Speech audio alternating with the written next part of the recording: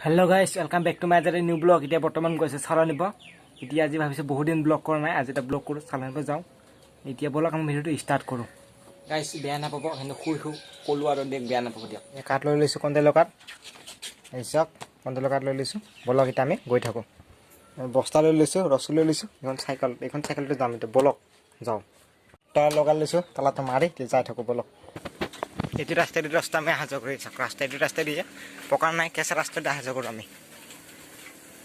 এইটো ৰাস্তা দিয়ে এইবিলাক বাছ বেলেগ মানুহৰ ঘৰ। গাইছ চাওক, ইয়াৰ পৰা পকা মানে তাৰ পৰা কেঁচা আছিল, এইখিনি পকা হ'ব। ইয়াৰ পৰা পকা, ইয়াৰ একদম টাউনলৈকে পূৰা পকা। এই চাওক গাইছ, আৰু ছট পূজা আহিছে, দেৱালী আহি আছে, আৰু মই ভিডিঅ' বনাব চেষ্টা কৰিম। আৰু আপোনালোকে কওকচোন ক'ৰ পৰা মোৰ ভিডিঅ'বোৰ ক'ৰ পৰা চাই আছে, কমেণ্টত মোক জনাই দিয়ক। তেতিয়া অলপ ভাল লাগিব কমেণ্ট চমেণ্ট কৰিলে, হয় নহয়। এইখন হস্পিটেল, এইটো খ্ৰীষ্টান মানুহৰ হস্পিটেল, চবেই আহে ইয়াত মানে। এখন হস্পিটেল হয়, তাত চবেই আহে, মানে প্ৰাইভেট হস্পিটেল এইখন, চব প্ৰাইভেট হস্পিটেল এইখন।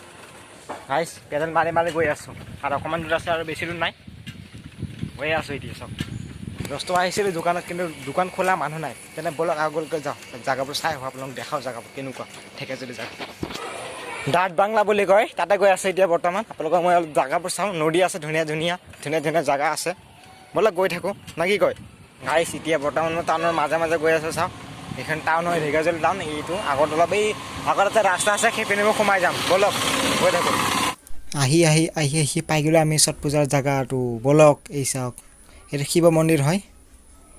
আমি অলপ আগত আৰু অকণমান আগত যদি যাওঁ, আমি ছট পূজাৰ আমি ফিল্ডখন দেখা পাম। বলক আমি লাহে লাহে গৈ থাকোঁ। এইটো কম্পু খেল হয়, ইয়াত কম্পু শিকায়। গাইছ মই আহি পাই গ'লোঁ ছট পূজা ঘৰ হয়। এই চাওক ছট পূজা আৰু মোৰ পিছপিনে চাইছে নিশ্চয় জেগা, এইবোৰ ইয়াতে ছট পূজা হয়। এই মূৰ্তি চাওক, দুৰ্গা মূৰ্তি আছে আৰু আগত। এই চাওক এইবোৰ কিবা কিবি মূৰ্তি আৰু নাজানো ইমান কি দিয়ে আৰু। চলো নদীটোত গোটেই পাব্লিক ভৰ্তি হৈ যায় আহি কিনে। এই গছডালটো আৰু একদম বহুত ধুনীয়া কৰি সজায়, বহুত মজা লাগে। সেইটো ৰাজীৱ ভৱন, ইয়াতে প্ৰগ্ৰেম হয় দিয়া। গাইছ ইয়াত যে ছট পূজা হ'ব, কিন্তু হাজাৰ হাজাৰ মানুহ হ'ব। এই চাওক মোৰ চাইকেলখন পৰি গ'লে, গৰুটো পেলাই দিছে। ছট পূজা যে হ'ব ইয়াতে, হাজাৰ হাজাৰ ছট পূজা মানুহ আহে।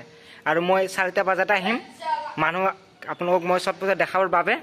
আৰু চাওক পূৰা একদম বহুত মানুহ আহে একদম, আৰু খিচিৰি দিয়ে, এই আগত খিচিৰি দিয়ে, মজা লাগে একদম, পূৰা মজা, বম ধামাকা ফুটাই।